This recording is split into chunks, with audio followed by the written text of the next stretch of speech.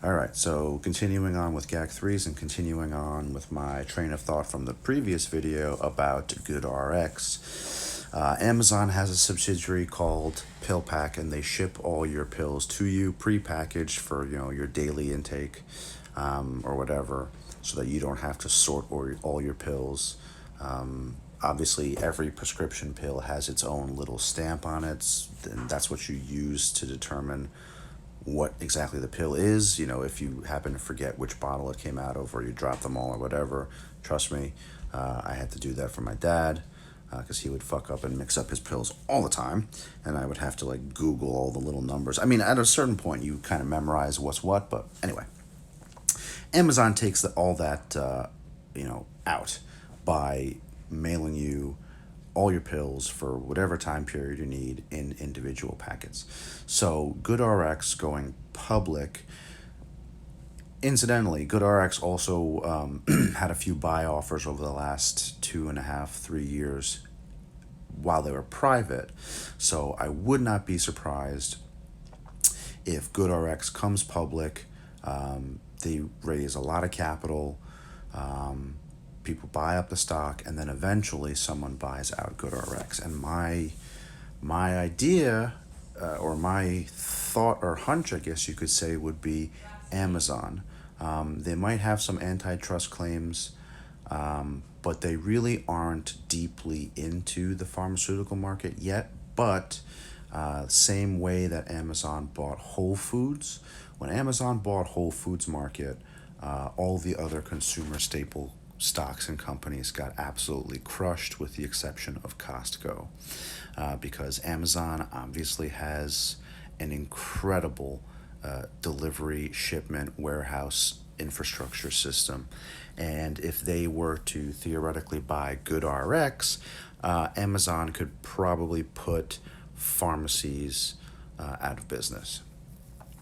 Much like, well, they didn't put consumer staples like Walgreens, Kraft, and whatever, CVS out of business, but they certainly cut into the shareholder value with stocks, with the respective stocks anyway. I mean, most of those companies where stocks took a 30, 40% hit when Amazon bought Whole Foods. So if Amazon ends up buying GoodRx, which I think would make sense for them, because then not only can they ship you your pills for the week or month or whatever, but then you can also get them cheaper. And believe it or not, GoodRx is profitable. I don't quite understand it, which is why I need to do a lot more research, but they have been profitable pretty much, well, not since their inception, because no new businesses are profitable right away, but they have been consistently profitable for the last few years. They've been around for like 10 years or something like that. So I very easily could see Amazon buying GoodRx. I do want to go back and take a look and see at who offered to buy GoodRx when they were private. I don't even remember off the top of my head, quite honestly. But if Amazon were to buy GoodRx, they would put pharmacies out of business. I don't know who else would want to do that, because certainly, CVS, Caremark, Walgreens Boots Alliance, Rite Aid, what's left of them, they are not going to want to buy GoodRx, because GoodRx, I think, from what I understand from a pharmacist friend of mine, GoodRx cuts into their profits a good bit. So I have a whole lot more homework I need to do. This news just came out yesterday, but that is certainly, and I like to stay away from IPOs. IPOs are more often than not rackets or money pits or both. But GoodRx's IPO is something that I am going to be looking into pretty heavily and deeply, because I think that, I mean, a $3 billion company, that's a lot of money to you and me, but to any of these large cap, even medium cap companies that are under $100 billion, $3 billion is not a lot. Even if when they go public and the share price runs up, I mean, I think they could probably easily get up to 10, 15, $20 billion market cap. Look at Moderna. Moderna was maybe 10 billion pre-COVID, and now it's about 25, I think, or something like that. So Amazon could very easily pick up GoodRx and create or really strengthen this new sector for them. So it's something that I'm going to be looking into a great deal. Probably won't buy it on IPO day, just because the share prices usually pop like a motherfucker on IPO day. But I will certainly look to at least initiate a speculative position in it, much like I did with Moderna initially, and then ended up making like $4,000 in like, I don't know, month and a half, 2 months or something like that. Smallest position, but it was a nice, I can't remember what percent gain it was, which is really the more important number, is a percent gain, right? But yeah, I mean, look, it's better than the kick in the pants, as my dad would say. And if I can try and do something with GoodRx, I might even have a trading position and then a long-term position to see if they get bought out by somebody big. But it's too early to really say that with 100% certainty, but it's something I'm going to look into. What else? Microsoft is at all-time highs. Madness. I started scaling into Microsoft in around 2015 at about $36 a share. Thinking that they were going to increase shareholder profitability by spinning off the less profitable parts of the business, but they never really ended up doing that, and I'm up 210 or 15% on it now, which is ridiculous. And I actually had scaled a little bit out of it. I took profits in it, not recently. I took profits in it 2019, maybe early 2020 this year, thinking that it was topped out. And then COVID hit, and their businesses continued to grow tremendously.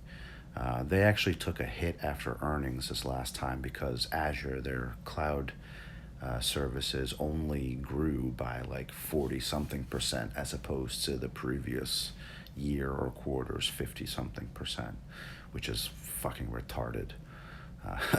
I mean, it grows 40-something% and the stock takes a hit. I don't really get that, but I just use it as an opportunity to buy more. Yeah. So my sector allocation to tech stocks right now, in terms of my overall portfolio, I probably have at least 18% allocation in tech stocks, which isn't bad. A lot of people have 50% or more allocation to tech, but I like to be diversified, which caps my top end, but also puts a nice stop on my bottom end, like a butt plug. Yeah.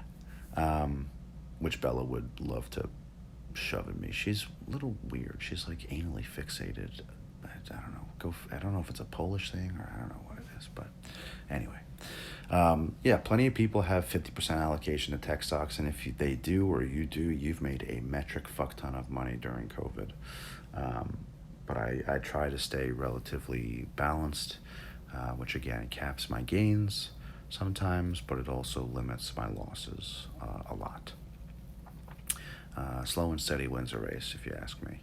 I'm not looking to, make or lose 2% every day. Just slow and steady. But yeah, I mean, look, tech is here to stay. I wish that I had been an adult during, the advent of the internet, because everyone thought that the internet was a fad. Everyone thought that it was a fleeting, passing thing. and by extension, certain tech along with it. And look what happened there. Everyone thought that email and the internet was a passing fad. How sorely wrong those people were. But then that also contributed a little bit to the dot-com boom. I mean, dot-coms went fucking crazy in the late 90s and very, very early 2000s, and then they shit the bed. But they're still here. They're here to stay. Tech is, I mean, look how dependent we are on tech. Even pre-COVID, forget about during COVID. I mean, if we didn't have tech, we'd be jumping off of balconies, losing our minds, because we wouldn't be able to do anything or go anywhere or do anything productive. I mean, I'm losing my mind even though I am telecommuting half the time. So yeah, you can't go wrong with tech. I would just be very careful because most mega cap tech is at not only 52-week highs, but all-time highs. A buddy of mine asked me, what has value, what hasn't, recovered to pre-COVID levels, and one of the things that stands out are financials. Financials are not. I mean, their revenue is going to be capped for a very long time, for at least 4 or 5 years. That being said, if you are okay waiting 4 or 5 years for financials to really fully recover, then by all means dip your toes in there. So my buddy asked me which banks I thought were the best, and I named in order, of course, JP Morgan being the first, which ones I considered to be the best. And he's like, all right, so you think I should buy all of them? I said, no, absolutely not. It makes no sense. My dad used to do that. My dad had at one point like 40% allocation in financials, and I told him that was really, really heavy.